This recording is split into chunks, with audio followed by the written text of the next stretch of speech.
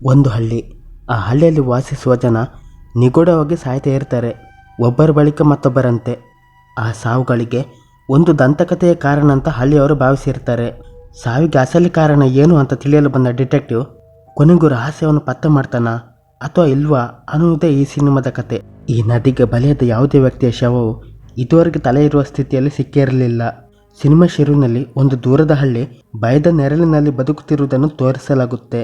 ಆ ಹಳ್ಳಿಯಲ್ಲಿ ಒಂದು ಭಯಾನಕ ದಂತಕಥೆ ಇರುತ್ತೆ. ಹಳ್ಳಿಯ ನದಿ ಸುತ್ತಮುತ್ತಲಿನ ಪ್ರದೇಶದಲ್ಲಿ ತಲೆಯಿಲ್ಲದ ರಾಕ್ಷಸ ವಾಸಿಸ್ತಾನೆ. ಹೇಳಲಾಗುತ್ತೆ, ಆ ದಾನವ ಆ ನದಿಯ ಹತ್ತಿರ ಹೋಗಲು ಧೈರ್ಯ ಮಾಡುವ ಯಾರನ್ನೇ ಆದರೂ ತಲೆಯನ್ನು ಕತ್ತರಿಸಿ ಬೇಟೆಯಾಡ್ತಾನೆ. ಅದರ ನಂತರ ತಲೆಯಿಲ್ಲದ ದೇಹಗಳನ್ನು ನದಿಯಿಂದ ಹೊರಗೆ ಎಸೆಯುತ್ತಾನೆ. ಮೊದಮೊದಲು ಇದನ್ನು ಕೇವಲ ಒಂದು ಕಾಲ್ಪನಿಕ ಕಥೆ ಎಂದು ಪರಿಗಣಿಸಲಾಗಿತ್ತು.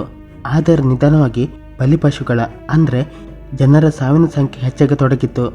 ಜನರು ತೀವ್ರವಾಗಿ ಹೆದರಿದ್ದರು ಮತ್ತು ನದಿಯ ಹತ್ತಿರ ಹೋಗೋ ಧೈರ್ಯವನ್ನು ಮಾಡ್ತಿರಲಿಲ್ಲ. ದಾರಿ ತಪ್ಪಿ ಅಥವಾ ಬೇಜವಾಬ್ದಾರಿಯಿಂದ ಆ ಕಡೆ ಹೋದ ಯಾರೇ ಆದರೂ ನಂತರದ ದಿನಗಳಲ್ಲಿ ತಲೆಯಿಲ್ಲದೆ ಅತ್ಯಂತ ಭೀಕರ ಸ್ಥಿತಿಯಲ್ಲಿ ಹೆಣವಾಗಿ ಪತ್ತೆಯಾಗ್ತಿದ್ದರು. ಹಳ್ಳಿಯ ಯಾರಾದರೊಬ್ಬರು ನಾಪತ್ತೆಯಾದಾಗಲೆಲ್ಲ ಹಳ್ಳಿಗರು ತಕ್ಷಣವೇ ತೀರ್ಮಾನ ಮಾಡಿಬಿಡ್ತಿದ್ದರು ಅದಕ್ಕೆ ಆ ರಾಕ್ಷಸನೇ ಕಾರಣ ಅಂತ. ಹೀಗಿರುವಾಗ ಒಂದು ದಿನ ಈ ಭಯಾನಕ ಆಪತ್ತು ನಾಗ ಎಂಬ ಯುವತಿಗೆ ಎದುರಾಗುತ್ತೆ. ಅವಳನ್ನು ನಾವು ಸರಳವಾಗಿ ನಾಗ ಅಂತ ಕರೆಯುವ. ನಾಗ ಯಾವುದೇ ಸುಳಿವು ಇಲ್ಲದಂತೆ ನಾಪತ್ತೆಯಾದಳು. ಅವಳ ಚಪ್ಪಲಿಗಳು ಮಾತ್ರ ನದಿಯ ದಡದಲ್ಲಿ ಸಿಕ್ಕವು, ಆದರೆ ಅವಳ ದೇಹ ಮಾತ್ರ ಎಲ್ಲಿಯೂ ಸಿಗಲಿಲ್ಲ. ಇಡೀ ಹಳ್ಳಿಯವರು ಇದನ್ನು ಒಪ್ಪಿಕೊಂಡು ಸುಮ್ಮನಾದರು. ನಾಗಳನ್ನು ನದಿಯ ರಾಕ್ಷಸನೇ ಕರೆದುಕೊಂಡು ಹೋಗಿದ್ದಾನೆ ಅಂತ. ಯಾರೊಬ್ಬರು ಅವಳನ್ನು ಹುಡುಕೋ ಧೈರ್ಯ ಕೂಡ ಮಾಡಲಿಲ್ಲ. ಹಳ್ಳಿಯ ಮುಖಂಡನಾದ ಲಿಯಾಮ್ ಅವನು ಕೂಡ ಇದನ್ನು ಕಣ್ಣು ಮುಚ್ಚಿ ಕುಳಿತಂತೆ ನಿರ್ಲಕ್ಷ್ಯ ಮಾಡಿದ. ಈ ವಿಷಯದ ಬಗ್ಗೆ ಹೆಚ್ಚು ಗಮನ ಕೂಡ ಕೊಡುವುದಿಲ್ಲ. ಆದರೆ ಒಬ್ಬ ವ್ಯಕ್ತಿ ಮಾತ್ರ ಇದನ್ನು ನಂಬಲು ನಿರಾಕರಿಸಿದ. ಅದು ಬೇರೆ ಯಾರೂ ಅಲ್ಲ, ನಾಗಳ ಚಿಕ್ಕಮ್ಮ ಮೂನ್. ಅವಳಿಗೆ ನಂಬಿಕೆ ಇತ್ತು, ತನ್ನ ಸೊಸೆ ಇನ್ನೂ ಬದುಕಿದ್ದಾಳೆ ಅಥವಾ ಕನಿಷ್ಠ ಈ ಎಲ್ಲ ಘಟನೆಗಳ ಹಿಂದೆ ಯಾವುದಾದ್ರೂ ಒಂದು ತಾರ್ಕಿಕ ಲಾಜಿಕಲ್ ಕಾರಣವಿದೆ ಅನ್ನುವುದು. ಯಾವುದೇ ಹಳ್ಳಿಗರು ಸಹಾಯ ಮಾಡಲು ತಯಾರು ಇರದೇ ಇದ್ದ ಕಾರಣ ಮೂನ್ ಬೇರೆ ಉಪಾಯ ಇಲ್ಲದೆ ಕೊನೆಗೆ ನಗರದಿಂದ ಪ್ರೊಫೆಷನಲ್ ಸಹಾಯ ಕೇಳ್ತಾಳೆ. ಪ್ರೈವೇಟ್ ಇನ್ವೆಸ್ಟಿಗೇಷನ್ ಅಂದರೆ ತನಿಖೆ ಮಾಡುವವನ ಸಹಾಯವನ್ನು ಪಡೆದುಕೊಳ್ಳಲು ನಿರ್ಧಾರ ಮಾಡ್ತಾಳೆ ಮತ್ತು ಡಿಟೆಕ್ಟಿವ್ ಕೀನ್ ಎಂಬ ಖಾಸಗಿ ತನಿಖೆಗಾರನನ್ನು ಕರೆಸ್ತಾರೆ. ಕೆಲವು ದಿನಗಳ ನಂತರ ಕೀನ್ ಆ ಹಳ್ಳಿಗೆ ತಲುಪ್ತಾನೆ. ಯಾವುದೇ ಕಷ್ಟಕರ ಕೇಸುಗಳನ್ನು ಭೇದಿಸುವವನು ಎಂಬ ಅವನ ಕೀರ್ತಿ ಈಗಾಗಲೇ ಪ್ರಸಿದ್ಧವಾಗಿತ್ತು. ಆದರೆ ಅವನು ಅಲ್ಲಿಗೆ ಕಾಲಿಟ್ಟ ತಕ್ಷಣ ಹಳ್ಳಿಗರನ್ನು ಆವರಿಸಿದ ಭಯದ ವಾತಾವರಣವನ್ನು ಅವನು ತಕ್ಷಣವೇ ಗ್ರಹಿಸ್ತಾನೆ. ಕೀನ್ ಬೇಗನೆ ಮೂನ್ ಅವರನ್ನು ಹುಡುಕ್ತಾನೆ ಮತ್ತು ಅವಳು ಹಳ್ಳಿಯ ಮುಖಂಡ ಲಿಯಾಮ್ನ ಮನೆಯಲ್ಲಿದ್ದಾಳೆ ಅಂತ ಅವನಿಗೆ ಗೊತ್ತಾಗುತ್ತೆ. ಕೀನ್ ಅಲ್ಲಿಗೆ ತಲುಪಿದಾಗ ಅವನಿಗೊಂದು ಅಪ್ರಿಯವಾದ ದೃಶ್ಯ ಕಂಡುಬರುತ್ತೆ. ಹಳ್ಳಿಯ ಮುಖಂಡ ಮೂನ್ ಅವರನ್ನು ಭೇಟಿಯಾಗಲು ನಿರಾಕರಿಸುತ್ತಿದ್ದ ಮತ್ತು ಅವನ ಕಾವಲುಗಾರರು ಅವಳನ್ನು ಅತ್ಯಂತ ಕ್ರೂರವಾಗಿ ನಡೆಸಿಕೊಳ್ಳುತ್ತಿದ್ದರು. ಕೀನ್ ತಕ್ಷಣವೇ ಮಧ್ಯಪ್ರವೇಶಿಸಿ ಕಾವಲುಗಾರರನ್ನು ತಡೆದು ಮೂನ್ ಅವರನ್ನು ಆ ಸ್ಥಳದಿಂದ ದೂರ ಕರೆದುಕೊಂಡು ಹೋಗ್ತಾನೆ. ಈ ಮುಖಾಮುಖಿಯು ಕೀನ್ಗೆ ಮೊದಲ ಮುನ್ಸೂಚನೆ ಕೊಡುತ್ತೆ, ಹಳ್ಳಿ ಅಧಿಕಾರಿಶಾಹಿಯ ವ್ಯವಸ್ಥೆಯಲ್ಲಿ ಏನೋ ಗೊಂದಲವಿದೆ ಎನ್ನುವುದು. ಮೂನ್ ಕೀನನ್ನು ನೋಡಿ ತುಂಬನೇ ನಿಟ್ಟುಸಿರು ಬಿಡ್ತಾಳೆ. ಅವಳಿಗೆ ತನ್ನ ಸೊಸೆ ನಾಗಳನ್ನು ಹುಡುಕಲು ಕೀನ್ ಒಬ್ಬನೇ ಏಕೈಕ ಆಶಾದೀಪವಾಗಿದ್ದ. ಇನ್ವೆಸ್ಟಿಗೇಷನ್ನ ಮೊದಲ ಹೆಜ್ಜೆ ನಾಗಳ ಮನೆಯಿಂದ ಪ್ರಾರಂಭವಾಗುತ್ತೆ. ಅಲ್ಲಿ ಕೀನ್ ನಾಗಳ ಹೆತ್ತ ತಂದೆ ಪಿಹಾ ಅವನನ್ನು ಭೇಟಿಯಾಗ್ತಾನೆ. ಅವನಿಗೆ ನಿಮ್ಮ ಮಗಳನ್ನು ಕೊನೆಯದಾಗಿ ಯಾವಾಗ ನೋಡಿದಿರಿ ಅಂತ ಪ್ರಶ್ನೆ ಮಾಡಿದಾಗ ಪಿಹಾ ನೀಡಿದ ಉತ್ತರ ಆಘಾತಕಾರಿಯಾಗಿರುತ್ತೆ. ಅವನು ಕಾಳಜಿ ತೋರಿಸುವ ಬದಲು ಪಿಹಾ ಅತ್ಯಂತ ಉದಾಸೀನವಾಗಿ ಮಾತನಾಡ್ತಾನೆ. ನಾಗಳ ದೇಹ ಇದುವರೆಗೆ ಸಿಗದ ಕಾರಣ ಅವಳು ಬೇರೆ ಯಾವುದೋ ಗಂಡಸಿನ ಜೊತೆ ಓಡಿ ಹೋಗಿರಬಹುದಂತ ಅವನಿಗೆ ಶಂಕೆ ಇದೆ. ಯಾರಪ್ಪವನ್ನು ಕೇಳಿ ಮೂನ್ಗೆ ತುಂಬಾನೇ ಸಿಟ್ಟು ಬರುತ್ತೆ. ಆದರೆ ಹೇಗೂ ತನ್ನ ಭಾವನೆಗಳನ್ನು ಹತ್ತಿಕ್ಕಿಕೊಳ್ತಾಳೆ. ನಂತರ ಮೂನ್ ನಾಗಳ ಕೋಣೆಯನ್ನು ಪರಿಶೀಲಿಸಲು ಕೀನನ್ನು ಆಹ್ವಾನಿಸ್ತಾಳೆ. ಮೇಲ್ನೋಟಕ್ಕೆ ಆ ಕೋಣೆ ತುಂಬಾನೇ ಅಚ್ಚುಕಟ್ಟಾಗಿ ಕಾಣಿಸುತ್ತಿತ್ತು.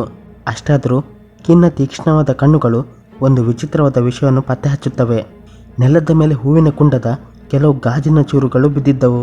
ಮೂನ್ ಸಮಜಾಯಿಸ್ತಾಳೆ, ಇದು ತುಂಬ ವಿಚಿತ್ರ, ಯಾಕೆಂದರೆ ನಾಗ ಒಬ್ಬ ಟೈಲರ್, ದರ್ಜಿಯಾಗಿದ್ದವಳು ಮತ್ತು ಅವಳಿಗೆ ಹೂವಿನ ಕುಂಡಗಳನ್ನು ಸಂಗ್ರಹಿಸುವ ಯಾವುದೇ ಹವ್ಯಾಸವಿರಲಿಲ್ಲ. ಹಾಗಾದರೆ ಈ ಪರಿಚಯವಿಲ್ಲದ ಹೂವಿನ ಕುಂಡದ ಚೂರುಗಳು ಎಲ್ಲಿಂದ ಬಂದವು? ನಂತರ ಕೀನ್ ಕೇಳ್ತಾನೆ, ಇತ್ತೀಚೆಗೆ ಏನಾದರೂ ವಿಚಿತ್ರ ಘಟನೆಗಳು ನಡೆದಿದ್ದವೆ? ಆಗ ಮೂನ್ಗೆ ಒಂದು ವಿಷಯ ನೆನಪಾಗುತ್ತೆ. ಕೆಲವು ದಿನಗಳ ಹಿಂದೆ ಒಬ್ಬ ಕಳ್ಳ ಮನೆಗೆ ನುಗ್ಗಿದ್ದ. ನಾಗ ಅವನನ್ನು ಹಿಡಿದು ಪ್ರತಿರೋಧ ಒಡ್ಡಿದ್ದಳು.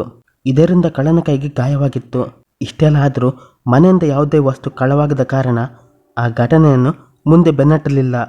ಕೀನ್ ಇದನ್ನು ಸೂಕ್ಷ್ಮವಾಗಿ ಗಮನಿಸ್ತಾನೆ. ವಿಫಲವಾದ ಕಳ್ಳತನ, ನಿಗೂಢ ಹೂವಿನ ಕುಂಡದ ಚೂರುಗಳು ಮತ್ತು ಒಬ್ಬ ಬೇಜವಾಬ್ದಾರಿ ತಂದೆ. ಇದು ಕೇವಲ ಸಾಮಾನ್ಯ ನಾಪತ್ತೆ ಪ್ರಕರಣವಾಗಿರಲಿಲ್ಲ. ಮನೆಯಲ್ಲಿದ್ದ ಸುಳಿವುಗಳಿಂದ ಯಾವುದೇ ಪ್ರಗತಿ ಕಾಣದ ಕಾರಣ ಕೀನ್ ನಾಗ ನಾಪತ್ತೆಯಾದ ಮುಖ್ಯ ಅಪರಾಧ ಸ್ಥಳವಾದ ನದಿಯ ಹತ್ತಿರವಿರುವ ಕಾಡಿಗೆ ಹೋಗಲು ನಿರ್ಧಾರ ಮಾಡ್ತಾನೆ. ನಾಗಳ ಚಪ್ಪಲಿಗಳು ಸಿಕ್ಕ ಸ್ಥಳದಲ್ಲಿ ಕೀನ್ಗೆ ಒಂದು ಭೌತಿಕ ಪುರಾವೆ ಸಿಗುತ್ತೆ. ಅದು ಒಂದು ಫಿಸಿಕಲ್ ಪ್ರೂಫ್ ಅನ್ಬೋದು. ಅಸಲಿಗೆ ಅದು ಒಂದು ರೀತಿಯ ವಿಚಿತ್ರವಾದ ಸಸ್ಯದ ಬೀಜವಾಗಿತ್ತು. ಕೀನ್ ಆ ಬೀಜವನ್ನು ಗುರುತಿಸಲು ಹಳ್ಳಿಯ ಮಾಂತ್ರಿಕನ ಬಳಿಗೆ ತರ್ತಾನೆ. ಮಾಂತ್ರಿಕ ಅದು ಅಮಲು ಅಥವಾ ಪ್ರಜ್ಞೆ ತಪ್ಪಿಸುವ ಪರಿಣಾಮವನ್ನು ಹೊಂದಿರುವ ಸಸ್ಯದ ಬೀಜ ಅಂತ ವಿವರಿಸ್ತಾನೆ. ಮತ್ತು ಮಾಂತ್ರಿಕ ಕೀನ್ಗೆ ಒಂದು ಕಠಿಣ ಎಚ್ಚರಿಕೆಯನ್ನು ನೀಡ್ತಾನೆ. ಒಂದು ವೇಳೆ ಕೀನ್ ನಾಗಳನ್ನು ಮನುಷ್ಯರು ಅಪಹರಿಸಿದ್ದಾರೆ ಅಂತ ನಂಬಿದ್ದರೆ ಅದು ಅವನ ದೊಡ್ಡ ತಪ್ಪು.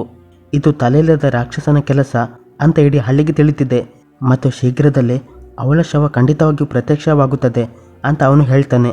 ಲಾಜಿಕ್ ಆಗಿ ಯೋಚಿಸಿದ ಕೀನ್ಗೆ ಅನಿಸುತ್ತೆ, ಈ ಹಳ್ಳಿಯಲ್ಲಿ ಏನೋ ಒಂದು ರಹಸ್ಯವನ್ನು ಮುಚ್ಚಿಡಲಾಗುತ್ತಿದೆ.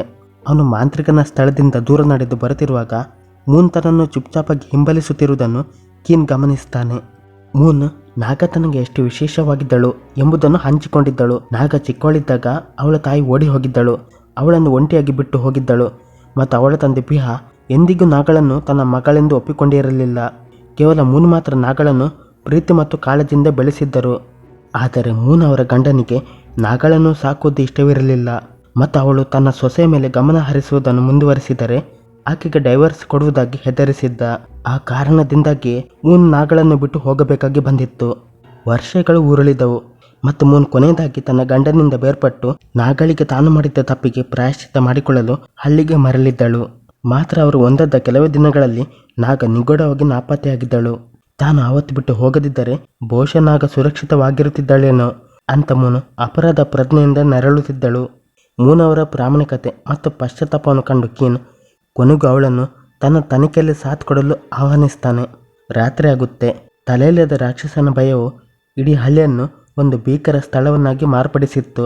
ಹಳ್ಳಿಯ ಎಲ್ಲ ಜನರು ತಮ್ಮ ಬಾಗಿಲುಗಳನ್ನು ಗಟ್ಟಿಯಾಗಿ ಮುಚ್ಚಿಕೊಳ್ತಾರೆ ಮತ್ತು ಮಾಂತ್ರಿಕ ಕೊಟ್ಟಿದ್ದ ರಕ್ಷಣಾತ್ಮಕ ತಾಯತೆಗಳನ್ನು ತಮ್ಮ ಮನೆಗಳ ಮುಂದೆ ನೇತು ಹಾಕ್ತಾರೆ. ಅಂದು ರಾತ್ರಿ ಒಬ್ಬನೇ ಒಬ್ಬ ವ್ಯಕ್ತಿಯು ಹೊರಗೆ ಬರುವ ಧೈರ್ಯ ಮಾಡುವುದಿಲ್ಲ. ಹಳ್ಳಿಯಲ್ಲಿ ತಂಗಿದ ಕೀನ್ಗೂ ಆ ಭಯಾನಕ ವಾತಾವರಣದ ಅನುಭವವಾಗುತ್ತೆ. ಆದಾಗಿಯೂ ಆಯಾಸದಿಂದಾಗಿ ಅವನು ನಿದ್ರೆಗೆ ಜಾರಿದಾಗ ಆ ಭಯ ಅವನ ಸುಪ್ತ ಪ್ರಜ್ಞೆಯನ್ನು ಆವರಿಸುತ್ತೆ. ಕೀನ್ ತನ್ನ ನದಿಯ ದಡದಲ್ಲಿ ನಿಂತಿರುವುದಾಗಿ ಕನಸು ಕಾಣ್ತಾನೆ. ಅಲ್ಲಿ ಅವನು ನೋಡ್ತಾನೆ, ನಾಗಳ ಕತ್ತರಿಸಿದ ತಲೆ ನೀರಿನಲ್ಲಿ ತೇಲುತ್ತಿರುವುದು. ಅತ್ಯಂತ ಭಯಾನಕವಾಗಿ ಆ ತಲೆಯ ಕಣ್ಣುಗಳು ತೆರೆದಿದ್ದವು ಮತ್ತು ಬಾಯಿ ಕೀನ್ ಬಳಿ ಸಹಾಯಕ್ಕಾಗಿ ಕಿರುಚುತ್ತಾ ಚಲಿಸುತ್ತಿತ್ತು. ಕೀನ್ ತಕ್ಷಣವೇ ಬೆಚ್ಚಿ ಬಿದ್ದು ಹೇಳ್ತಾನೆ, ಉಸಿರುಗಟ್ಟಿ ತತ್ತರಿಸ್ತಾನೆ. ಅವನ ಇಡೀ ದೇಹದಲ್ಲಿ ತಣ್ಣನೆಯ ಬೆವರು ಹರಿಯತೊಡಗಿತ್ತು. ಅವನಿಗೆ ಅರ್ಥವಾಗಲ್ಲ, ಇದು ಕೇವಲ ಒಂದು ಸಾಮಾನ್ಯ ದುಸ್ವಪ್ನವ ಅಥವಾ ನಾಗಳ ಅತೃಪ್ತ ಆತ್ಮವು ನೀಡಿದ ಸುಳಿವೆ ಎನ್ನುವುದು. ಸೂರ್ಯ ಮುಟ್ಟಿದ ತಕ್ಷಣ ಕೀನ್ ಯಾವುದೇ ಸಮಯವನ್ನು ವ್ಯರ್ಥ ಮಾಡಲ್ಲ. ಕೀನ್ ಮೂನ್ ಜೊತೆ ಕೊಡಿ ಅವನು ಸುಳಿವುಗಳಿಗಾಗಿ ಮತ್ತೊಮ್ಮೆ ಹಳ್ಳಿಯ ಸುತ್ತ ಸಂಚರಿಸ್ತಾನೆ. ಅವರಿಗೆ ಒಂದು ಆತಂಕಕಾರಿ ಹೊಸ ಮಾಹಿತಿ ಸಿಗುತ್ತೆ. ನಾಗ ಕಾಣೆಯಾದ ದಿನ ಅವಳು ಹಳ್ಳಿಯ ಮುಖಂಡನ ಮಗಳಾದ ತುವೇಟ್ ಜೊತೆ ಜೋರು ಜಗಳ ಮಾಡುತ್ತಿರುವುದನ್ನು ಕೆಲವರು ನೋಡಿದ್ದರು. ಕೀನ್ ಮತ್ತು ಮೂನ್ ತಕ್ಷಣವೇ ತುವೇಟ್ನನ್ನು ಪ್ರಶ್ನಿಸಲು ಹಳ್ಳಿಯ ಮುಖಂಡನ ಮನೆಗೆ ಹೋಗ್ತಾರೆ. ತುವೇಟ್ ಹತ್ತಿರ ಕೇಳಿದಾಗ ಅವಳು ಆ ಜಗಳ ಕೇವಲ ಒಂದು ಸಣ್ಣ ವಿಷಯಕ್ಕಾಗಿ ನಡೆದಿತ್ತು ಅಂತ ಹೇಳ್ತಾಳೆ. ನಾಗ ತಾನು ಆರ್ಡರ್ ಮಾಡಿದ್ದ ಬಟ್ಟೆಗೆ ತಪ್ಪು ಬಣ್ಣವನ್ನು ಬಳಸಿದ್ದಳು ಅಂತ ಅವಳು ಹೇಳುತ್ತಾಳೆ. ತುವೇಟ್ ಹಣ ನೀಡಲು ನಿರಾಕರಿಸಿದಾಗ ಕೋಪಗೊಂಡ ನಾಗ ಆ ಹಣವನ್ನು ತುವೇಟ್ನ ಬಾವಿಪತಿ ಟಾಕ್ನಿಂದ ವಸೂಲಿ ಮಾಡುವುದಾಗಿ ಬೆದರಿಸಿದ್ದಳು. ಆದ್ದರಿಂದ ಜಗಳದ ನಂತರ ನಾಗ ಟಾಕ್ನನ್ನು ಭೇಟಿಯಾಗಲು ಹೋಗಿರೋ ಸಾಧ್ಯತೆಗಳು ಹೆಚ್ಚಾಗಿದ್ದವು. ಕೀನ್ ತಕ್ಷಣವೇ ಟಾಕ್ ಯಾರು ಎಂದು ತನಿಖೆ ಮಾಡ್ತಾನೆ ಮತ್ತು ಅವನು ಹೂವಿನ ಕುಂಡಗಳು ಹಾಗೂ ತಟ್ಟೆಗಳನ್ನು ತಯಾರಿಸುವ ಒಬ್ಬ ಸೆರಾಮಿಕ್ ಕುಂಬಾರ ಅಂತ ಗೊತ್ತಾಗುತ್ತೆ. ಈ ಸತ್ಯವು ತಕ್ಷಣವೇ ಕೀನ್ಗೆ ನಾಗಳ ಕೋಣೆಯಲ್ಲಿ ಸಿಕ್ಕ ವಿಚಿತ್ರವಾದ ಹೂವಿನ ಕುಂಡದ ಚೂರುಗಳನ್ನು ನೆನಪಿಸುತ್ತೆ. ಆ ಹೂವಿನ ಕುಂಡವನ್ನು ಟಾಕ್ ತಯಾರಿಸಿರುವ ಸಾಧ್ಯತೆಗಳು ತುಂಬಾನೇ ಹೆಚ್ಚಾಗಿದ್ದವು. ಈಗ ಅನುಮಾನದ ಮುಳ್ಳು ಬಲವಾಗಿ ಅವನ ಕಡೆಗೆ ತಿರುಗುತ್ತೆ. ಕೀನ್ ಮತ್ತು ಮೂನು ಟಾಕ್ನ ಮನೆಗೆ ಹೋಗ್ತಾರೆ. ಆದರೆ ದುರದೃಷ್ಟ ಅನ್ನುವಂತೆ ಅದು ಖಾಲಿ ಇತ್ತು ಮತ್ತು ವಿಚಿತ್ರವಾಗಿ ಶಾಂತವಾಗಿತ್ತು. ಮೂನ್ ಹೆದರಿರುವುದನ್ನು ಕಂಡು ಕೀನ್ ಅವಳನ್ನು ಹೊರಗೆ ಕಾಯಲು ಹೇಳಿ ತಾನು ಒಬ್ಬನೇ ಆ ಕತ್ತಲೆಯಾದ ಕಾರ್ಯಾಗಾರದ ಒಳಗೆ ಪ್ರವೇಶ ಮಾಡ್ತಾನೆ. ಒಳಗೆ ಕೀನ್ಗೆ ಇದ್ದಕ್ಕಿದ್ದಂತೆ ತಲೆಯಿಲ್ಲದ ರಾಕ್ಷಸನು ನಾಗಳಿಗೆ ಹೊಡೆತಿರೋ ದೃಶ್ಯ ಕಾಣುತ್ತೆ. ಮಾತ್ರ ಆ ದೃಶ್ಯ ತಕ್ಷಣವೇ ಮಾಯವಾಯಿತು. ಕಾರ್ಯಾಗಾರದ ಹಿಂದೆ ಕೇಳಿದ ಶಬ್ದದಿಂದ ಕೀನ್ ವಾಸ್ತವಕ್ಕೆ ಮರಳುತ್ತಾನೆ. ಅವನು ಅಲ್ಲಿಗೆ ಓಡಿ ಹೋಗಿ ಕೊನೆಗೂ ಟಾಕ್ನನ್ನು ಭೇಟಿಯಾಗ್ತಾನೆ. ಯಾವುದೇ ಹಿಂಜರಿಕೆಯಿಲ್ಲದೆ ಕೀನ್ ನಾಗಳ ನಾಪತ್ತೆ ಹಿಂದೆ ಟಾಕ್ನ ಕೈವಾಡವಿದೆ ಅಂತ ಆರೋಪ ಮಾಡ್ತಾನೆ ಮತ್ತು ಅವಳೊಂದಿಗಿನ ಅವನ ಸಂಬಂಧದ ಬಗ್ಗೆ ಪ್ರಶ್ನೆ ಮಾಡ್ತಾನೆ. ಬೇರೆ ಉಪಾಯ ಇಲ್ಲದೆ ಟಾಕ್ ಕೊನೆಗೂ ತನ್ನ ಸೀಕ್ರೆಟ್ ಒಪ್ಪಿಕೊಳ್ತಾನೆ. ತಾನು ನಾಗಳನ್ನು ನಿಜವಾಗಿಯೂ ಪ್ರೀತಿಸುತ್ತಿದ್ದೇನೆ ಮತ್ತು ಅವಳನ್ನು ಮದುವೆಯಾಗಲು ತುವೇಟ್ ಜೊತೆಗಿನ ನಿಶ್ಚಿತಾರ್ಥವನ್ನು ನಿಲ್ಲಿಸಲು ನಿರ್ಧಾರ ಮಾಡಿರುವುದಾಗಿ ಅವನು ಒಪ್ಪಿಕೊಳ್ಳುತ್ತಾನೆ. ಆದರೂ ಅವರ ಪ್ರೀತಿಗೆ ಒಪ್ಪಿಗೆ ಸಿಗಲಿಲ್ಲ ಮತ್ತು ಬೆದರಿಕೆಗಳು ಎದುರಾಗಿದ್ದವು. ಟಾಕ್ ಹೇಳ್ತಾನೆ, ಈ ವಿಷಯ ಹಳ್ಳಿಯ ಮುಖಂಡ ಮತ್ತು ಅವನ ಕುಟುಂಬಕ್ಕೆ ತಿಳಿದಾಗ ಅವನ ನಿಶ್ಚಿತಾರ್ಥವನ್ನು ಮುರಿದುಕೊಂಡರೆ ಟಾಕ್ ಮತ್ತು ನಾಗ ಇಬ್ಬರ ಜೀವನವನ್ನು ನಾಶಪಡಿಸುವುದಾಗಿ ಅವರು ಬೆದರಿಸಿದ್ದರು ಅಂತ. ಟಾಕ್ನ ಒಪ್ಪಿಗೆಯನ್ನು ಕೇಳಿದ ಕಿನ್ ಮತ್ತು ಮೂನ್ ತೀರ್ಮಾನ ಮಾಡ್ತಾರೆ. ಹಳ್ಳಿಯ ಮುಖಂಡನ ಕುಟುಂಬವೇ ನಾಗಳನ್ನು ನಾಪತ್ತೆ ಮಾಡಿರುವ ನಿಜವಾದ ಅಪರಾಧಿಗಳಾಗಿರಬಹುದು. ತಮ್ಮ ಗೌರವವನ್ನು ಉಳಿಸಿಕೊಳ್ಳಲು ಈ ಕೆಲಸ ಮಾಡಿರಬಹುದಂತ. ಅವರು ಹಳ್ಳಿಯ ಮುಖಂಡನ ಮನೆಗೆ ವಾಪಸ್ಸು ಬರ್ತಾರೆ. ಅಲ್ಲಿ ಲಿಯಾಮ್, ಅವನ ಹೆಂಡತಿ ವಿ ಹ್ಯಾಂಗ್ ಮತ್ತು ಅವರ ಮಗಳು ಥಿಯೇಟರನ್ನು ವಿಚಾರಣೆಗೆ ಒಳಪಡಿಸಲಾಗುತ್ತೆ. ಅವರು ಟಾಕ್ ಮೇಲೆ ತಮಗೆ ಕೋಪವಿರುವುದನ್ನು ಒಪ್ಪಿಕೊಳ್ತಾರೆ, ಮಾತ್ರ ನಾಗಳಿಗೆ ಯಾವುದೇ ಹಾನಿ ಮಾಡಿಲ್ಲ ಅಂತ ನಿರಾಕರಿಸ್ತಾರೆ. ಬದಲಿಗೆ ಥಿಯೇಟ್ ಒಂದು ಆಘಾತಕಾರಿ ದಂಗು ಬಡಿಸುವ ಹೊಸ ಸತ್ಯವನ್ನು ಬಹಿರಂಗಪಡಿಸ್ತಾಳೆ. ಅವಳು ಹೇಳುತ್ತಾಳೆ, ಟಾಕ್ ಒಬ್ಬ ಸುಳ್ಳುಗಾರ. ಅವನು ನಾಗಳನ್ನು ಪ್ರೀತಿಯಿಂದ ಮದುವೆಯಾಗಲು ಬಯಸಿರಲಿಲ್ಲ, ಬದಲಿಗೆ ಆತಂಕದಿಂದ ಮದುವೆಯಾಗಲು ಹೊರಟಿದ್ದ. ನಾಗ ತನ್ನ ಮಗುವನ್ನು ಗರ್ಭಧರಿಸಿದ್ದಾಳೆ ಅಂತ ಟಾಕ್ಗೆ ಗೊತ್ತಾದ ನಂತರ ಟಾಕ್ ಅವಳನ್ನು ಕೈಬಿಡಲು ಯತ್ನಿಸಿದ್ದ. ಈ ಬಹಿರಂಗಪಡಿಸೋಕೆ ಎಲ್ಲವನ್ನು ಬದಲಾಯಿಸುತ್ತೆ. ಅಂದರೆ ಟಾಕ್ ಥಿಯೇಟ್ನನ್ನು ಬಿಡಲು ಬಯಸಿದ್ದ. ನಾಗ ಟಾಕ್ನ ಮಗುವಿನ ತಾಯಿ ಆಗುವಳಿದ್ದಳು. ಈಗ ಕೊಲೆಗೆ ಇರುವ ಉದ್ದೇಶ ಎಲ್ಲ ಕಡೆಯಿಂದಲೂ ಅತ್ಯಂತ ಬಲವಾಗುತ್ತೆ. ಎಲ್ಲಕ್ಕಿಂತ ಮೊದಲು ಟಾಕ್ ನಾಗಳನ್ನು ಕೊಂದಿರಬಹುದು, ತನ್ನ ಅಕ್ರಮ ಸಂಬಂಧ ಮತ್ತು ಬೇಡದ ಮಗುವಿನ ಸಾಕ್ಷ್ಯವನ್ನು ನಾಶಪಡಿಸಲು. ಯಾಕೆಂದರೆ ಅವನು ಶ್ರೀಮಂತ ಹಳ್ಳಿಯ ಮುಖಂಡನ ಮಗಳನ್ನು ಮದುವೆಯಾಗಲು. ಎರಡನೇದಾಗಿ ತಮ್ಮ ಮಗಳ ನಿಶ್ಚಿತಾರ್ಥವು ಗರ್ಭಧಾರಣೆಯ ಹಗರಣದಿಂದ ಹಾಳಾಗಬಾರದು ಅಂತ ತಮ್ಮ ಗೌರವವನ್ನು ಉಳಿಸಿಕೊಳ್ಳಲು ಹಳ್ಳಿಯ ಮುಖಂಡನ ಕುಟುಂಬವೇ ನಾಗಳನ್ನು ಕೊಂದಿರಬಹುದು. ಆದರೂ ಇದೆಲ್ಲವೂ ಕೇವಲ ಉದ್ದೇಶದ ಮೇಲಷ್ಟೇ ಆಧಾರಿತವಾಗಿತ್ತು. ಯಾವುದೇ ಭೌತಿಕ ಅಂದರೆ ಫಿಸಿಕಲ್ ಪುರಾವೆಗಳಿರಲಿಲ್ಲ. ಆಗ ಕಿನ್ಗೆ ತಾನು ನಿರ್ಲಕ್ಷ್ಯ ಮಾಡಿದ್ದ ಒಂದು ಸುಳಿವು ನೆನಪಾಗುತ್ತೆ. ಅದು ಬೇರೆ ಏನೂ ಅಲ್ಲ, ಅದೇ ಕಳ್ಳ. ನಾಗ ನಾಪತ್ತೆಯಾಗುವ ಕೆಲವು ದಿನಗಳ ಮುನ್ನ ಅವಳ ಮನೆಗೆ ಒಬ್ಬ ಕಳ್ಳ ನುಗ್ಗಿದ್ದ. ಅವನು ವಿಚಿತ್ರವಾಗಿ ಏನನ್ನೂ ಕದಿಯದೆ ನಾಗಳೊಂದಿಗೆ ಹೋರಾಡಿ ತನ್ನ ಕೈಗೆ ಗಾಯ ಮಾಡಿಕೊಂಡಿದ್ದ. ಕೀನೊಂದು ತೀರ್ಮಾನಕ್ಕೆ ಬರ್ತಾನೆ, ತಮ್ಮ ಸಂಬಂಧ ಬಹಿರಂಗವಾಗಬಾರದು ಅಂತ ಟಾಕ್ ತಾನು ನಾಗಳಿಗೆ ತಾನೇ ತಯಾರಿಸಿ ನೀಡಿದ್ದ ಹೂವಿನ ಕುಂಡವನ್ನು ಮರಳಿ ಪಡೆಯಲು ಆ ಕಳ್ಳನನ್ನು ಕಳುಹಿಸಿರಬಹುದು. ಅಥವಾ ಬಹುಶಃ ಹಳ್ಳಿಯ ಮುಖಂಡನ ಕುಟುಂಬವೇ ನಾಗಳನ್ನು ಮುಗಿಸಲು ಕಳ್ಳನ ವೇಷದಲ್ಲಿ ಒಬ್ಬ ಹಂತಕನನ್ನು ಬಾಡಿಗೆಗೆ ಕಳುಹಿಸಿರಬಹುದು. ಆದರೆ ನಾಗ ತಿರುಗಿ ಬಿದ್ದಿದ್ದರಿಂದ ಆ ಪ್ಲಾನ್ ಫ್ಲಾಪ್ ಆಗಿರಬಹುದು. ಸೂತ್ರಧಾರಿ ಅಂದರೆ ಮಾಸ್ಟರ್ ಮೈಂಡ್ ಯಾರೇ ಆಗಿದ್ದರೂ ನಿಜದ ಕಿಲಿಕೈ ಗಾಯಗೊಂಡ ಕೈಯಿದ್ದ ಆ ಕಳ್ಳನ ಬಳಿ ಇತ್ತು. ಒಂದು ವೇಳೆ ಕಿನ್ ಅವನನ್ನು ಹುಡುಕಿದರೆ, ಅವನು ಸಿಕ್ಕರೆ ಈ ಕೇಸ್ ಬಗೆಹರಿಯುತ್ತಿತ್ತು. ಕೀನ್ ಮತ್ತು ಮೂನ್ ಈಗ ಕಳ್ಳನನ್ನು ಹುಡುಕುವ ಕಾರ್ಯಾಚರಣೆಗೆ ಇಳಿಯುತ್ತಾರೆ. ಅವನ ಕೈ ಮೇಲಿರುವ ಗಾಯವೇ ಪ್ರಮುಖ ಸುಳಿವಾಗಿತ್ತು. ಸಂಶಯಾಸ್ಪದ ಹಳ್ಳಿಗರ ಕೈಗಳನ್ನು ಚೆಕ್ ಮಾಡಲು ಕೀನ್ ಒಂದು ತಂತ್ರವನ್ನು ರೂಪಿಸ್ತಾನೆ. ಕೀನ್ನ ತಂತ್ರದಂತೆ ಮೂನ್ ಹಳ್ಳಿಯಲ್ಲಿ ಚಾಕು ಎಸೆಯುವ ಕಾಂಪಿಟೇಷನ್ ಇಡ್ತಾಳೆ, ಯಾಕೆಂದರೆ ಹಳ್ಳಿಗರನ್ನು ಅಟ್ರಾಕ್ಟ್ ಮಾಡಲು. ಅದರೊಂದಿಗೆ ಆ ಕಳ್ಳನನ್ನು. ಈ ಸ್ಪರ್ಧೆಗೆ ಕಳ್ಳ ಕೂಡ ಬಂದಿರ್ತಾನೆ. ಎಲ್ಲರೂ ಈ ಸ್ಪರ್ಧೆಯಲ್ಲಿ ಭಾಗವಹಿಸುತ್ತಿರುವಾಗ ಕೀನ್ ಅವರ ಕೈಗಳನ್ನು ಸೂಕ್ಷ್ಮವಾಗಿ ಗಮನಿಸುತ್ತಿರ್ತಾನೆ. ಅವರ ಹುಡುಕಾಟಕ್ಕೆ ಕೊನೆಗೂ ಫಲ ಸಿಗುತ್ತೆ. ಟಾಂಗ್ ಎಂಬ ವ್ಯಕ್ತಿ ಒಂದು ಸ್ಪರ್ಧೆಯಲ್ಲಿ ಅವರಿಗೆ ಕಾಣಿಸ್ತಾನೆ. ಅವನು ಹಳ್ಳಿಯಲ್ಲಿ ಪದೇ ಪದೇ ಕಳ್ಳತನ ಮಾಡುತ್ತಿದ್ದರಿಂದ ಹಳ್ಳಿಯ ಮುಖಂಡನಿಂದ ಹಳ್ಳಿಯ ಗಡಿಯಿಂದ ಹೊರಗೆ ವಾಸಿಸುವಂತೆ ಬಹಿಷ್ಕೃತನಾಗಿದ್ದ. ಅವನನ್ನು ಪರೀಕ್ಷೆ ಮಾಡಿದಾಗ ಅವನ ಕೈಯಲ್ಲಿ ಒಂದು ಹೊಸ ಗಾಯವಿತ್ತು. ಕೀನ್ನ ತೀವ್ರ ವಿಚಾರಣೆಗೆ ಟಾಂಗ್ ಅಂತಿಮವಾಗಿ ಮಣಿದು ಅವನು ಸ್ವೀಕಾರ ಮಾಡ್ತಾನೆ ಮತ್ತು ಒಪ್ತಾನೆ. ಅಂದು ರಾತ್ರಿ ನಾಗಳ ಮನೆಗೆ ನುಗ್ಗಿದ್ದು ತಾನೇ ಅಂತ. ಪೊಲೀಸರಿಗೆ ಅವನ ಗುಡಿಸಲಿನಲ್ಲಿ ಸಾಕ್ಷ್ಯವಾಗಿ ನಾಗಳ ಕೈಕಡೆಗವು ಸಿಗುತ್ತೆ. ಅದರ ನಂತರ ನಾಗಳನ್ನು ಕೊಲ್ಲಲು ನಿನಗೆ ಹಣ ಕೊಟ್ಟವರು ಯಾರು ಅಂತ ಕೀನ್ ಕೇಳಿದಾಗ ಟಾಂಗ್ ಅದನ್ನು ಬಲವಾಗಿ ನಿರಾಕರಿಸ್ತಾನೆ.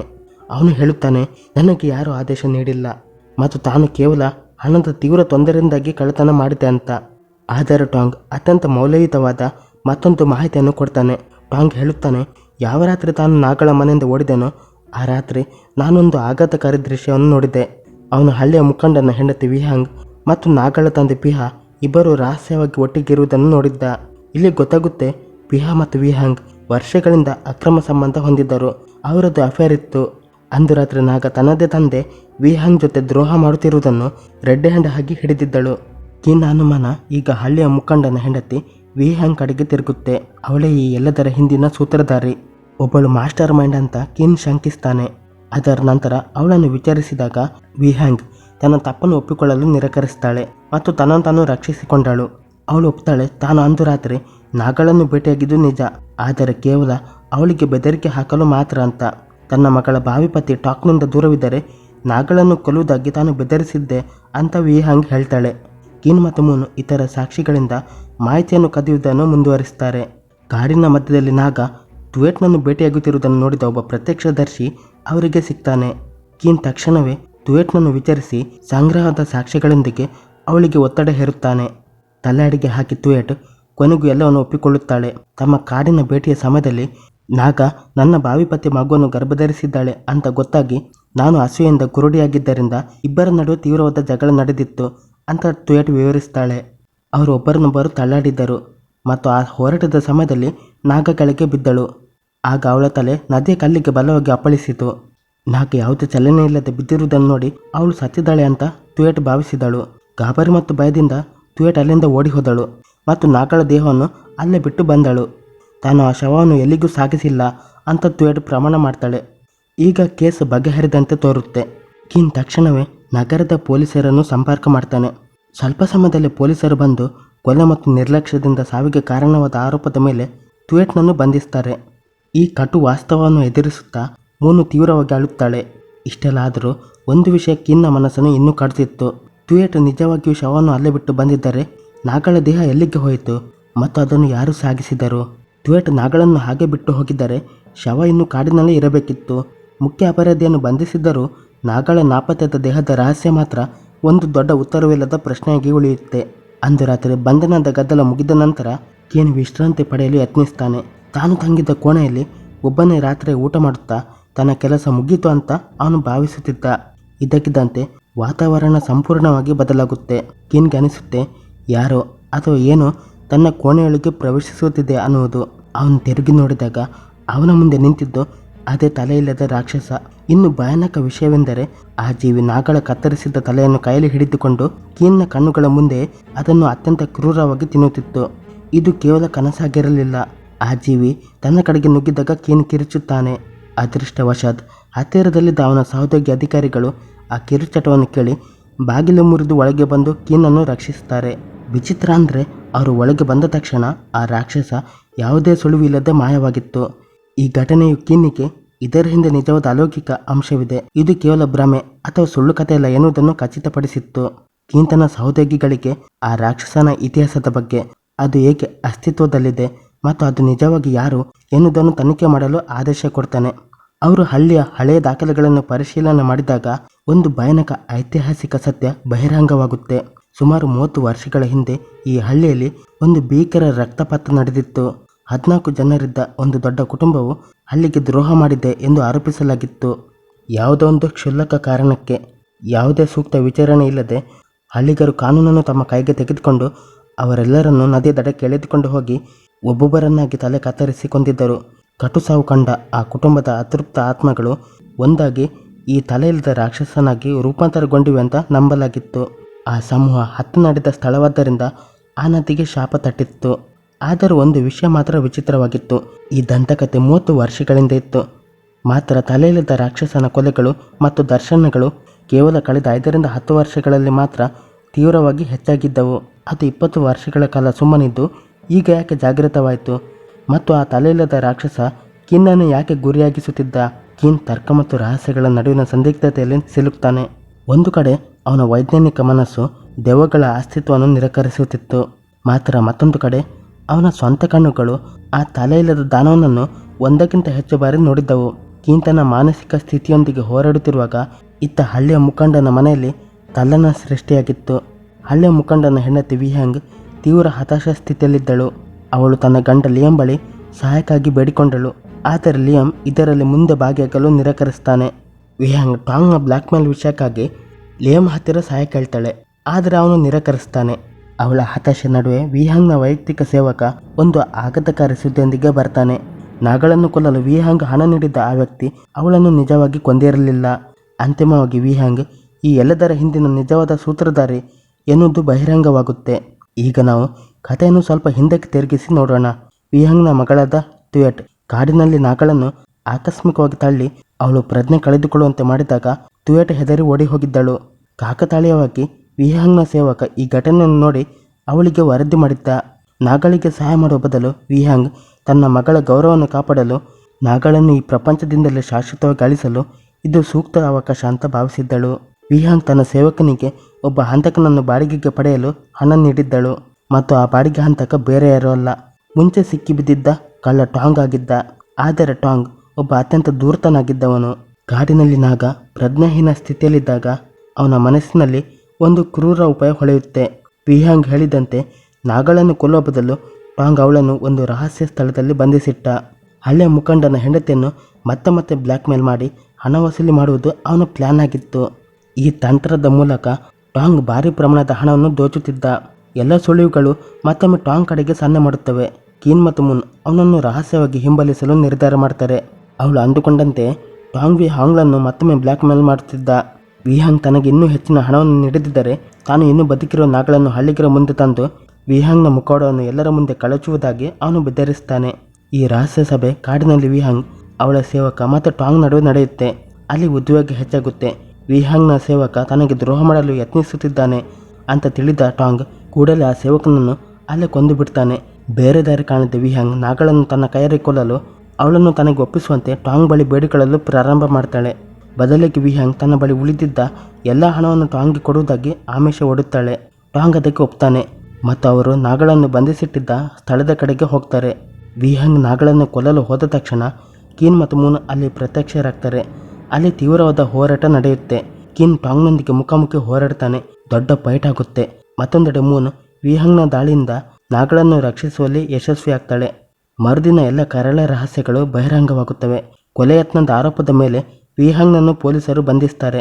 ಟಾಂಗ್ ಟ್ವೇಟ್ ಜೊತೆಗಿನ ತನ್ನ ನಿಶ್ಚಿತಾರ್ಥವನ್ನು ಮುರಿದು ಬಿಡ್ತಾನೆ ಮತ್ತು ಕೊನೆಗೂ ನಾಗಾ ಮತ್ತು ಅವಳ ಹುಟ್ಟಲಿರೋ ಮಗುವಿನೊಂದಿಗೆ ಒಂದಾಗ್ತಾನೆ.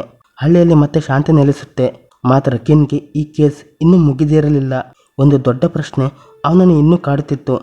ಕಿನ್ ಪದೇ ಪದೇ ನೋಡುತ್ತಿದ್ದ ಆ ರಾಕ್ಷಸ ಯಾರು ಅಥವಾ ಅದು ಏನು? ಮೂನ್ ಕಿನ್ನನ್ನು ಮನೆಗೆ ಕಳಿಸುವಾಗ ಒಂದು ಮಾತನ್ನು ಹೇಳ್ತಾಳೆ. ಅದು ಎಲ್ಲದಕ್ಕೂ ಉತ್ತರಿಸುವ ಪ್ರಮುಖ ಕಿಲಿಕೈ ಆಗುತ್ತೆ. ಕಿನ್ ನೋಡುತ್ತಿದ್ದ ಆ ಜೀವಿಯನ್ನು ತಾನು ಎಂದಿಗೂ ನೋಡಿಲ್ಲ ಅಂತ ಮೂನ್ ವಿವರಿಸ್ತಾಳೆ. ಆದರೂ ಹಳ್ಳಿಯ ಎಲ್ಲ ಜನರು ಆ ಜೀವಿಯಿಂದ ರಕ್ಷಣೆ ಪಡೆಯಲು ಮಾಂತ್ರಿಕನ ರಕ್ಷಣಾತ್ಮಕ ಕಷಾಯವನ್ನು ಕುಡಿತಿದ್ದಾರೆ ಅಂತ ನಂಬಲಾಗಿತ್ತು. ಕೀನ್ನ ಸ್ಥಿತಿಯ ಬಗ್ಗೆ ಚಿಂತಿತಳಾಗಿದ್ದ ಮೂನ್ ತಾನು ಪ್ರತಿ ರಾತ್ರಿ ಕೀನ್ನ ಆಹಾರದಲ್ಲಿ ಆ ಕಷಾಯವನ್ನು ರಹಸ್ಯವಾಗಿ ಬೆರೆಸುತ್ತಿದ್ದಾಗಿ ಒಪ್ಪಿಕೊಳ್ಳುತ್ತಾಳೆ. ಆದರೆ ಮೂನ್ ಸ್ವತಃ ಮಾಂತ್ರಿಕನು ಕೊಟ್ಟಿದ್ದ ಆ ರಕ್ಷಣಾತ್ಮಕ ಕಷಾಯವನ್ನು ಯಾವತ್ತೂ ಕುಡಿದಿರಲಿಲ್ಲ. ಈ ಒಪ್ಪಿಗೆ ಕೀನ್ನನ್ನು ಬೆಚ್ಚಿ ಬೀಳಿಸುತ್ತೆ. ಅವನು ತಕ್ಷಣವೇ ಉಳಿದಿದ್ದ ಕಷಾಯವನ್ನು ಪರೀಕ್ಷೆ ಮಾಡ್ತಾನೆ. ಆಗ ಒಂದು ಭೀಕರ ಸತ್ಯ ಬಹಿರಂಗವಾಗುತ್ತೆ. ಆ ದ್ರವವು ಯಾವುದೇ ರಕ್ಷಣಾತ್ಮಕ ಕಷಾಯವಾಗಿರಲಿಲ್ಲ. ಬದಲಿಗೆ ಅದು ಕೀನ್ ಕಥೆಯ ಆರಂಭದಲ್ಲಿ ಕಾಡಿನಲ್ಲಿ ಪತ್ತೆ ಹಚ್ಚಿದ್ದ ಸಸ್ಯದ ಬೀಜಗಳಿಂದ ತಯಾರಿಸಿದ ಪ್ರಬಲವಾದ ಭ್ರಮೆ ಉಂಟು ಮಾಡುವ ಮಾದಕ ದ್ರವವಾಗಿತ್ತು. ಇಷ್ಟು ದಿನ ಹಳ್ಳಿಯನ್ನು ಕಾಡುತ್ತಿದ್ದದ್ದು ಯಾವುದೇ ರಾಕ್ಷಸನಲ್ಲ. ಹಳ್ಳಿಗರು ತಲೆಯಿಲ್ಲದ ರಾಕ್ಷಸನನ್ನು ನೋಡಿ ಭಯದಲ್ಲಿ ಬದುಕುತ್ತಿದ್ದುದಕ್ಕೆ ಕಾರಣ ಯಾವುದೇ ಅಲೌಕಿಕ ಜೀವಿಯಲ್ಲ. ಬದಲಿಗೆ ಅವರಿಗೆ ಸಾಮೂಹಿಕವಾಗಿ ವಿಷಪ್ರಾಶನ ಮಾಡಲಾಗಿತ್ತು. ಈ ಎಲ್ಲದರ ಹಿಂದಿನ ಸೂತ್ರಧಾರಿ ಒಬ್ಬ ಮಾಸ್ಟರ್ ಮೈಂಡ್, ಆ ಮಾಂತ್ರಿಕ ಆಗಿದ್ದ. ಈಗ ಹೊಸ ಪ್ರಶ್ನೆ ಮೂಡುತ್ತೆ, ಮಾಂತ್ರಿಕ ಇದನ್ನು ಯಾಕೆ ಮಾಡಿದ? ಕುತೂಹಲದಿಂದ ಕಿನ್ ಹಳ್ಳಿಯ ಇತಿಹಾಸವನ್ನು ಇನ್ನೂ ಆಳವಾಗಿ ಅಗೆಯುತ್ತಾನೆ ಮತ್ತು ಒಂದು ಪ್ರಮುಖವಾದ ಕಾಣೆಯಾದ ಸತ್ಯವನ್ನು ಪತ್ತೆ ಹಚ್ಚುತ್ತಾನೆ. 30 ವರ್ಷಗಳ ಹಿಂದೆ ತಲೆ ಕತ್ತರಿಸಲ್ಪಟ್ಟ 14 ಜನರ ಆ ಕುಟುಂಬದಲ್ಲಿ ನಿಜವಾಗಿ 15 ಸದಸ್ಯರಿದ್ದರು. ಅದು ಒಂದು ಸಣ್ಣ ಮಗುವಾಗಿತ್ತು. ಆ ಸಣ್ಣ ಮಗು ಬದುಕುಳಿದಿತ್ತು. ಆ ಮಗು ಅಡಗಿಕೊಂಡು ತನ್ನ ಇಡೀ ಕುಟುಂಬವನ್ನು ಹಳ್ಳಿಗರು ನದಿಯ ದಡದಲ್ಲಿ ತಲೆ ಕತ್ತರಿಸಿ ಕೊಲ್ಲುತ್ತಿರುವುದನ್ನು ತನ್ನ ಸ್ವಂತ ಕಣ್ಣುಗಳಿಂದ ನೋಡಿತ್ತು. ಅಂದೇ ಆ ಮಗು ಸೇಡು ತೀರಿಸಿಕೊಳ್ಳುವುದಾಗಿ ಶಪಥ ಮಾಡಿತ್ತು. ಅವನು ವಿಷದ ಕಲೆಗಳನ್ನು ಕಲಿಯಲು ಹಳ್ಳಿಯಿಂದ ಹೊರಟು ಹೋದ ಮತ್ತು ವರ್ಷಗಳ ನಂತರ ಮಾಂತ್ರಿಕನ ವೇಷದಲ್ಲಿ ಹಳ್ಳಿಗೆ ಮರಳಿದ. ಅವನ ಯೋಜನೆ ಅತ್ಯಂತ ಅದ್ಭುತ ಮತ್ತು ಕ್ರೂರವಾಗಿತ್ತು, ಭಯಾನಕವಾಗಿತ್ತು. ಅವನು ತನ್ನ ಕಷಾಯದ ಮೂಲಕ ಹಳ್ಳಿಗರು ಭ್ರಮೆಗೆ ಒಳಗಾಗುವಂತೆ ಮತ್ತು ತಲೆಯಿಲ್ಲದ ರಾಕ್ಷಸನನ್ನು ಕಾಣುವಂತೆ ಮಾಡಿದ್ದ. ಅವರು ಆ ದಾನವನನ್ನು ನಂಬುವಂತೆ ಮಾಡಿದ್ದ. ಭಯ ಮತ್ತು ಮಾದಕ ದ್ರವದ ಪ್ರಭಾವದಲ್ಲಿದ್ದ ಅವರನ್ನು ಅವನು ಸಂಪೂರ್ಣವಾಗಿ ತನ್ನ ಹತೋಟಿಗೆ ತೆಗೆದುಕೊಂಡ. ಈ ವಿಧಾನದ ಮೂಲಕ ಮಾಂತ್ರಿಕ ತನ್ನ ಶತ್ರುಗಳನ್ನು ಒಬ್ಬೊಬ್ಬರನ್ನಾಗಿ ತಲೆ ಕತ್ತರಿಸಿ ಸುಲಭವಾಗಿ ಕೊಲ್ಲುತ್ತಿದ್ದ. ಹಳ್ಳಿಗರು ಅಂದು ತನ್ನ ಕುಟುಂಬಕ್ಕೆ ಮಾಡಿದಂತೆ ಅವರಿಗೂ ಮಾಡುತ್ತಿದ್ದ. ಹಳ್ಳಿಗರು ಸಹಜವಾಗಿಯೇ ಈ ತಲೆಯಿಲ್ಲದ ಸಾವುಗಳು ಅಲೌಕಿಕ ಶಕ್ತಿಗಳಿಂದ ಆಗುತ್ತಿವೆ ಅಂತ ನಂಬಿದ್ದರು. ಆದರೆ ವಾಸ್ತವದಲ್ಲಿ ಆ ರಾಕ್ಷಸ ಎಂದಿಗೂ ಅಸ್ತಿತ್ವದಲ್ಲಿ ಇರಲಿಲ್ಲ. ಅಂದರೆ ದಾನವ ಇರಲೇ ಇಲ್ಲ. ಮತ್ತು ಇದೆಲ್ಲವೂ ಆ ಮಾಂತ್ರಿಕನ ಸೇಡಿನ ಕಥೆಯಾಗಿತ್ತು. ಕಿನ್ ಮತ್ತು ಪೊಲೀಸರು ತಕ್ಷಣವೇ ಮಾಂತ್ರಿಕನ ಗುಡಿಸಲಿನ ಮೇಲೆ ದಾಳಿ ಮಾಡ್ತಾರೆ. ಅಷ್ಟರಲ್ಲಾಗಲೇ ತುಂಬಾ ತಡವಾಗಿತ್ತು. ಆ ಗುಡಿಸಲು ಈಗಾಗಲೇ ಖಾಲಿಯಾಗಿತ್ತು. ನಿಜವಾದ ಸೀರಿಯಲ್ ಕಿಲ್ಲರ್ ಆಗಿದ್ದ ಆ ಮಾಂತ್ರಿಕ ಅಲ್ಲಿಂದ ತಪ್ಪಿಸಿಕೊಂಡಿದ್ದ. ಅವನನ್ನು ಒಬ್ಬ ದೊಡ್ಡ ಸರಣಿ ಅಂತ ಕಾಣ್ಬೋದು. ಸಿನಿಮಾದ ಕೊನೆಯ ಸೀನಲ್ಲಿ ಕಿನ್ಗೆ ಒಂದು ವಿಷಯ ಅರ್ಥವಾಗುತ್ತೆ. ಕಿನ್ ಮೌನವಾಗಿ ನಿಂತು ಆ ಹಳ್ಳಿಯನ್ನು ನಾಶಪಡಿಸಿದ ಆಪತ್ತು ಬೇರೆ ಲೋಕದ ಜೀವಿಯಲ್ಲ, ಬದಲಿಗೆ ದಶಕಗಳಿಂದ ಸೇಡಿನ ಕಿಚ್ಚನ್ನು ಮನಸ್ಸಿನಲ್ಲಿ ಹೊತ್ತು ತಿರುಗುತ್ತಿದ್ದ ಒಬ್ಬ ಮನುಷ್ಯನೇ ಅಂತ ಅರಿತುಕೊಳ್ತಾನೆ. ಮತ್ತು ಈ ಮೂಲಕ ಈ ಸಿನಿಮಾದ ಕತೆ ಮುಗಿಯುತ್ತೆ. ಕತೆ ಹೇಗಿತ್ತು ಕಮೆಂಟ್ ಮಾಡಿ ತಿಳಿಸಿ. ವಿಡಿಯೋ ಮತ್ತು ಕತೆ ಇಷ್ಟವಾದರೆ ಲೈಕ್ ಮಾಡಿ ಮತ್ತು ಶೇರ್ ಮಾಡಿ. ಚಾನಲ್ಗೆ ಹೊಸಬರಿದ್ದರೆ ಸಬ್ಸ್ಕ್ರೈಬ್ ಮಾಡಿ. Thank you for watching.